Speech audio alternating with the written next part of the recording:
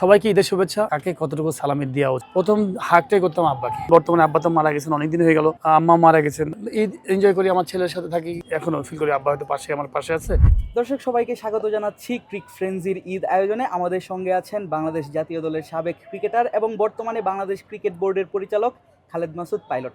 Pilot ভাই, আপনাকে স্বাগতম ক্রিক ফ্রেন্সির ঈদ আয়োজনে। ধন্যবাদ আপনাকে। আপনি ক্রিকেটের মানুষ, সবসময় ক্রিকেট নিয়ে থাকেন, আগেও প্লেয়ার হিসেবে ছিলেন, এখন সবকিছু নিয়ে থাকি।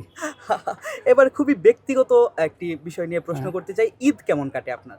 ঈদ আলহামদুলিল্লাহ ভালো কাটে, এবং বিশেষ করে ঈদের দিন ভালো বলতে কি, আমি প্রত্যেকটা দিনই ভালো কাটানোর চেষ্টা করি। শুধু ঈদ বলে না, আমার কাছে মনে হয় প্রত্যেকটা দিন আল্লাহ তাআলা আমাদেরকে সুযোগ দেয় সুন্দর একটা দিন পার করার জন্য। তো স্পেশাল প্রত্যেকটা দিনই আমার কাছে মনে হয় স্পেশাল।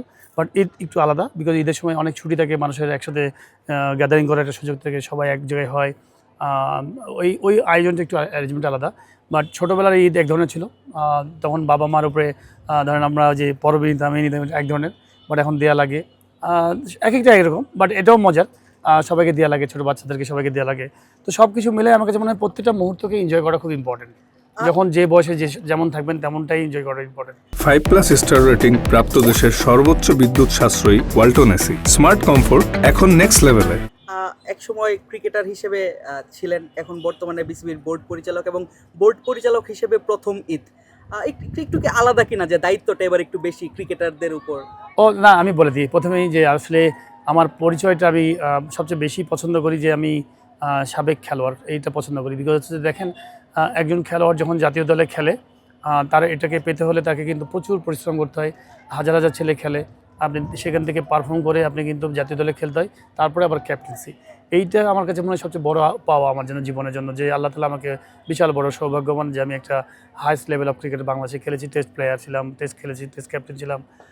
বোর্ডের পরিচালক এটাও সম্মানের, অবশ্যই আমি ছোটো করে দেখবো না, প্রত্যেকটা জায়গায় আলাদা আলাদা পার্ট। বাট বোর্ড পরিচালক হওয়াটা আমার কাছে তার চেয়ে একটু অনেকটা সহজ একজন ন্যাশনাল টিমের ক্যাপ্টেন হওয়ার চাইতে। বিকজ আপনি বোর্ড পরিচালক কিন্তু যে কোনো যোগ্যতা দিয়ে আপনি বিভিন্ন জায়গা দিয়ে আপনি চলে আসতে পারবেন।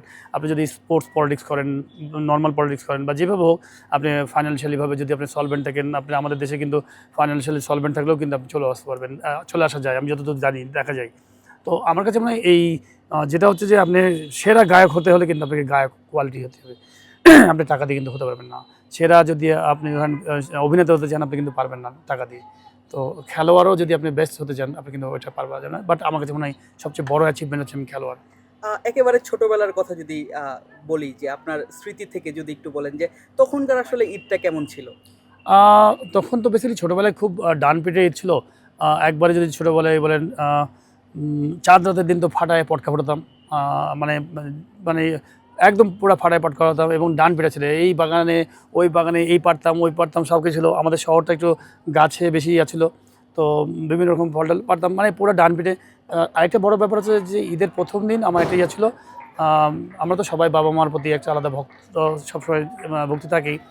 তো ঈদে নামাজ পড়তে যাবো, আব্বাও ঘুম থেকে উঠাই নিত, তখন ঘুম ভাঙতে একটু দেরিতে, এখন ছোটোবেলাতে উঠাই নিত। উঠাই নিয়ে নামাজে যখন যেতাম, প্রথম হাকটাই করতাম আব্বাকে, মানে যে কোলাকুলিটা। তো এটা আমার একদম পুরা আব্বা বেঁচে থাকা পর্যন্ত একদম ইয়েই ছিল যে প্রথমেই আব্বাকে হাক করব। তো যাই হোক, এটা মিস করি, সবচেয়ে বড় মিস করি ঈদের যখন, এখন বর্তমানে আব্বা তো মারা গেছেন, অনেক দিন হয়ে গেল। তো এই যখন আমি নামাজে যাই বর্তমানে, নামাজ খুব সুন্দর এনজয় করি, বাট নামাজের পরে বড় একটা মিস করি, যে আমার পাশে ফিল করি, এখনও ফিল করি আব্বা হয়তো আমার পাশে আছে, হয়তো ওইভাবে অনুভব করে নিই, কিন্তু ওইটা সবচেয়ে আমার বড় একটা মিসিং।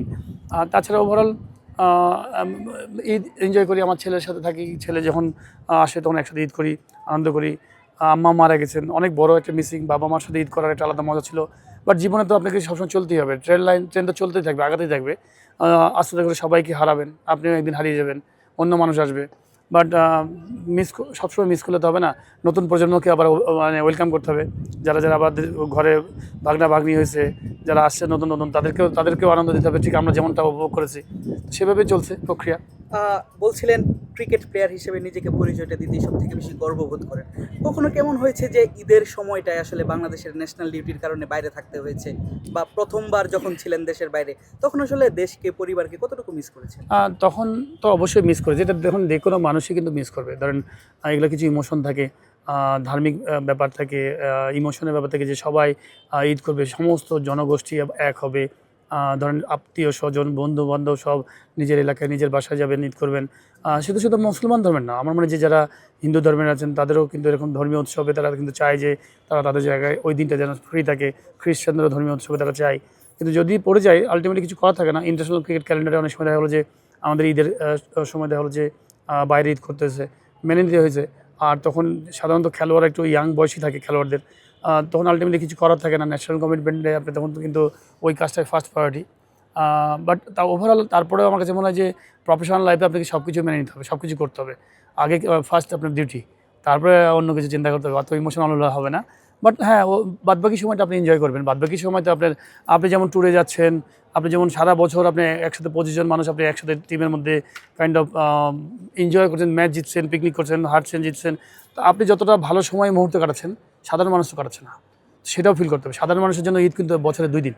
আপনি অ্যাজ এ প্লেয়ার কিন্তু আমার কাছে মনে হয় বছরে আপনি ম্যাক্সিমাম দিনই কিন্তু আপনি ঈদ ম্যাচ জিতছেন, এতগুলো মানুষকে নিয়ে আপনি আনন্দ করছেন, ড্রেসিং রুমে হইলো করছেন, ওটা একটা ঈদের মতো কার্নিভাল আমার কাছে মনে হয়। তো খেলোয়াড়দের জন্য ঈদ কিন্তু অনেক বেশি দিন, সাধারণ মানুষের জন্য ঈদ কিন্তু মাত্র শুধুমাত্র ওই 2 দিন। তো আপনি কিন্তু রিয়ালাইজ করতে হবে সবসময় সব বেশি পেলেই হবে না, কখনো ভাবতে হবে যে না, আপনি যদি খেলোয়াড় না হতেন আপনার জন্য কিন্তু 2 দিনই থাকতো। ঢাকায় মাঝে মধ্যে ঈদ করতে হয় এই এলাকার মানুষজনকে ছাড়া, তখন আসলে এলাকাকে কতটা মিস করেন? আমি ঢাকায় ঈদ সাধারণত করি না। মানে ধরেন আমি রাজশাহীতে ঈদ করি, কারণ হচ্ছে যে রাজশাহী ঢাকার ডিস্টেন্স তো বেশি না। তো যেভাবে হোক চলে আসি। খেলার সময় যখন ছিল তখন হয়তো অনেক সময় ডিউটি ছিল, আসতে পারি না 1 দিন 2 দিনের জন্য। ঈদ হয়তো ওখানে করেছি। এমনও আছে যে রাজশাহীতে ঈদের নামাজ পড়ে আবার নামাজ পড়ে সারাতে নাস্তা করে আবার গাড়ি নিয়ে চলে গেছি ঢাকাতে পরের দিন খেলা। তো সাধারণত আমি ঈদের সময় রাজশাহীতে চলে আসি, একটু আগে আগে চলে আসি। বিকজ আপনি জানেন যে প্লেয়ার লাইফটা একটু মজার লাইফ। প্লেয়ারদের যখন আপনি পিক টাইম অনেক হার্ডওয়ার্ক করেছেন, জীবনে অনেক হার্ডওয়ার্ক করেছেন, ঠিক আপনি রিটায়ারমেন্টের পরে সাধারণত খেলোয়াড়ের চাই একটু রিল্যাক্স থাকতে, নিরিবিলি থাকতে, অনেকে অনেক বেশি কাজ করতে চাই।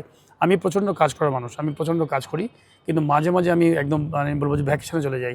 রাজশাহী হচ্ছে আমার অক্সিজেনের জায়গা, মানে আমার যেহেতু নার্ভ, এখানে আমি জন্ম হয়েছি, এই জায়গাতে আমার বেড়ে ওঠা মানুষ, এবং এখানে যে বাতাসটা ফিল করি, ডানে বামে গেলে নদীর পাড়ে চলে যাই, মাঝে মাঝে নদীতে যে গোসল করি, নিরিবিলি, কেউ দেখতে পায় না।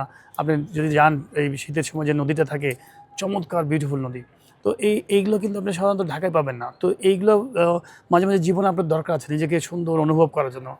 তো বেশিরভাগ সময় আমি দেখা হলো যে সুযোগ পেলেই আমি রাজশাহীতে চলে আসি, বন্ধু বান্ধবের সাথে কাটাই। পাইলট ভাই, একেবারেই শেষ প্রশ্ন, সেটা হচ্ছে তরুণ প্রজন্মের সবারই একটা কমন যেই কমপ্লেন থাকে প্রবীণদের নিয়ে, যে সালামি দিতে আসলে তারা একটু কিপটেমি করে, দিতে চায় না। আপনার কি মনে হয়, আপনি আসলে কেমন, মানে সিনিয়র হিসেবে যে সালামি কেমন দেন? না, সালামি তো কিপটামি তরুণদের প্রজন্মের তো একটু ইয়ে থাকেই, যে কমপ্লেন থাকে যে বেশি কম দিয়েছে, এটা থাকবেই স্বাভাবিক। কিন্তু আপনি প্রবীণ হিসেবে আপনাকে চিন্তা করতে হবে, যে ম্যাচিওর হিসেবে চিন্তা করতে হবে যে কাকে কতটুকু সালামি দেওয়া উচিত, নাহলে কিন্তু সে মিসইউজ করে ফেলবে। সালামিটাও আপনাকে চিন্তা করতে হবে যে সালামি দেওয়ার সময় যেন এই এমন একটা পরিমাণ দেওয়া উচিত। ধরেন সাপোজ আপনি একটা 12 বছরের একটা বাচ্চাকে দিবেন, এমন একটা পরিমাণ বেশি টাকা দিলেন, সে হয়তো দেখা হলো যে এই টাকাটা হয়তো অন্য জায়গায় মিসইউজ করে ফেলতে পারে। তো সেই যে কিপটামি না, সেটা দেখে দিতে হবে। বাট আমি মনে করি দেওয়া উচিত, বিকজ তাদের মধ্যে একটা আনন্দ থাকে, তারা নতুন নতুন কিছু কিনবে, এটা খাবে, ওটা খাবে। শুধুমাত্র বাজে অপচয় করবে এই চিন্তা না করে, তাদের মধ্যেও কিন্তু, বাচ্চাদের মধ্যেও কিন্তু অনেক অনেক রকম স্বপ্ন থাকে, যে আমি ওই দোকানে যেটা খাবো। আমার মনে আছে যে আমি ছোটোবেলায়, আমাদের সময় কিন্তু ড্রিঙ্কস খাওয়াটা খুব একটা ইয়া ছিল ছোটোবেলায়, যে ও ঠান্ডা একটা দোকানে যে ড্রিঙ্কস খাবো, তখন দু একটা আলাদা আলাদা ড্রিঙ্কসের নাম ছিল, যদিও আমি স্পন্সরের নাম বলছি না ব্র্যান্ডিংয়ের জন্য। আর ওই ঠান্ডা ড্রিঙ্কস খাবো ওই দোকানে যেয়ে, এবং দাঁড়ায় থেকে খাবো, একটু খুলে দেবো, ঠাকাস করে খুলে দেবে, ওই যে মজা, হ্যাঁ, এবং খাচ্ছি, ওটার মজাই আলাদা। এবং এগুলোর অনেক কিছু মজা ছিল। ধরেন আপনার তো তাদেরও তো ওই স্বপ্ন দেখে, আমরা তো খারাপ পথে যাই নাই, তাদেরকে ওই স্বপ্নগুলো ফুলফিল করতে হবে, তাদের জীবনেও তো মজা থাকতে হবে। তো প্রত্যেকটা বাচ্চা থেকে শুরু করে সবাইকে লাইফে মানে ভালো সময় দিতে হবে। এবং আমি মনে করি যে সবাই আনন্দ করবে, সবাই সবার দায়িত্ববোধ থেকে দায়িত্ব নিয়ে কাজ করবে, এবং সুন্দরভাবে যেন কেউ কারো যেন ক্ষতি না করি, সবাই সবাইকে যেন রেসপেক্ট করি। ক্রিক ফ্রেন্সির দর্শকদের উদ্দেশ্যে কিছু বলতে চান কিনা? সবাইকে ঈদের শুভেচ্ছা অগ্রিম। আমি প্রথমে বলবো যে যে যেখানে থাকেন, আপনি নিজের অবশ্যই বাসায় যে ঈদ করবেন, বাবা মাকে নিয়ে যদি না থাকে তাদের জন্য দোয়া করবেন, এবং বাবা মা ভাই বোন সবাইকে নিয়ে ঈদ করবেন। এবং বিশেষ করে আপনার বাড়ির পাশে যারা আছেন তারা যেন ভালো থাকে, সুস্থ থাকে, তাদের পাশে থাকবেন। আসসালামু আলাইকুম।